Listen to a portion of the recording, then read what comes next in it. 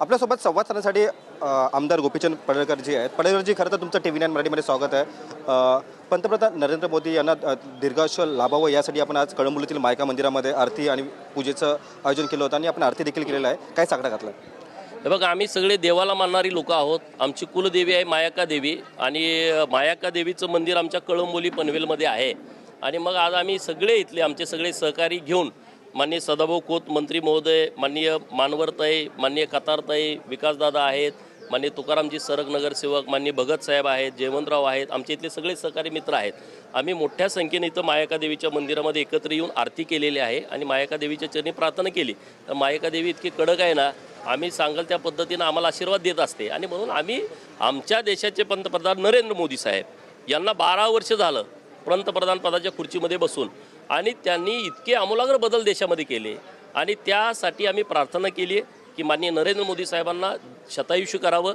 त्यांच्या हातून खूप चांगली कामं सुरू आहेत आणि ती कामं आणखी चांगली व्हावीत यासाठी खूप खूप आशीर्वाद मायाका देवीनी माननीय मोदी साहेबांना द्यावेत, यासाठी आज आम्ही आरती करून प्रार्थना केली आहे. आपण सध्या ज्या परिसरात उभे आहात, ज्या परिसरामध्ये रोज विजेचा लपंडा होतो, नागरिकांना चक्क पोलीस स्टेशन गाठावं लागतं आंदोलन करण्यासाठी.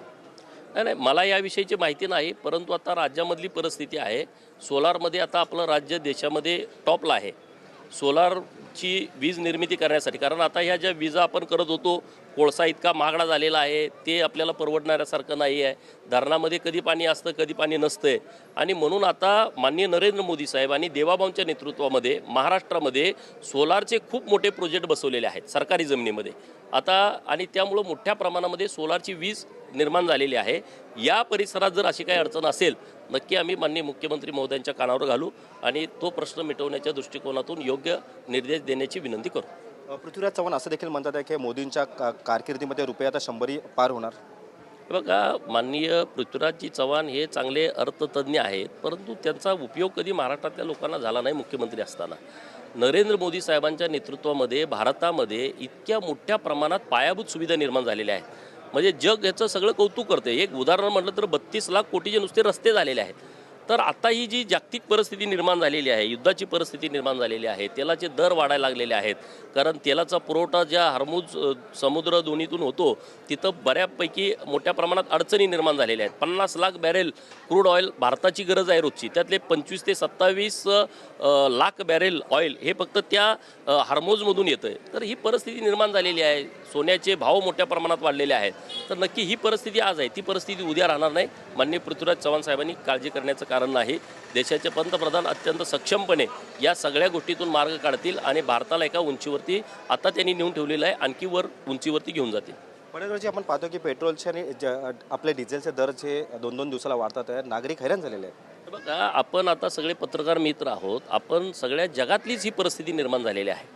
आपल्याकडे जेव्हा 1 रुपयाचा दर वाढतो तेव्हा इतर देशामध्ये 5-7 रुपये, आपल्या रुपयात जर हिशोब केला तर 5-7-10पर्यंत दर वाढलेले आहेत. 36% दर काही राष्ट्रांनी वाढवलेले आहेत. त्यामध्ये अमेरिका आहे, त्यामध्ये चीन आहे, त्यामध्ये मलेशिया आहे. हे सगळे देश, आता पाकिस्तान आणि श्रीलंकेत तुम्ही परिस्थिती पाहता 200च्या पुढं त्यांचे दर गेलेले आहेत.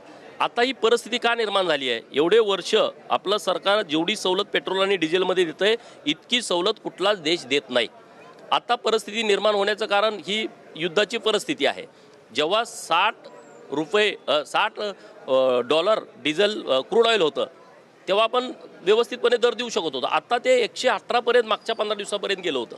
आज ते $105-7पर्यंत त्याचा दर असेल. जवळपास डबल क्रूड ऑइलचं दर मागलेले आहेत.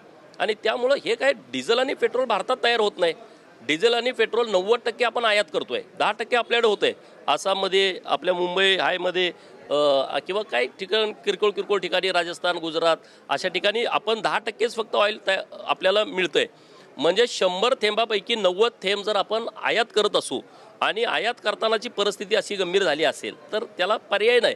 परंतु नरेंद्र मोदी साहेबांनी इतर जगातल्या अनेक देश जे प्रगत आहेत त्यांच्यापेक्षा पेट्रोल आणि डिझेलमध्ये थोडी वाढ केलेली आहे. म्हणजे ही वस्तुस्थिती आहे, ह्याच्यावरती आपण डिटेलपणे आपण मांडू शकतो. नक्की, धन्यवाद. खरं तर आपल्यासोबत हे होतं की आमदार गोपीचंद पडळकर यांनी अशी प्रतिक्रिया व्यक्त केलेली आहे की पंतप्रधान नरेंद्र मोदी यांना दीर्घायुष्य मिळावं यासाठी आमची जी कडक देवी आहे मायका, त्यांच्याकडे आम्ही आज साकडा देखील घातलेला आहे. कॅमेरा पर्सन मोहनसह मी रवी खरात, TV9 मराठी, कळंबोली, पनवेल.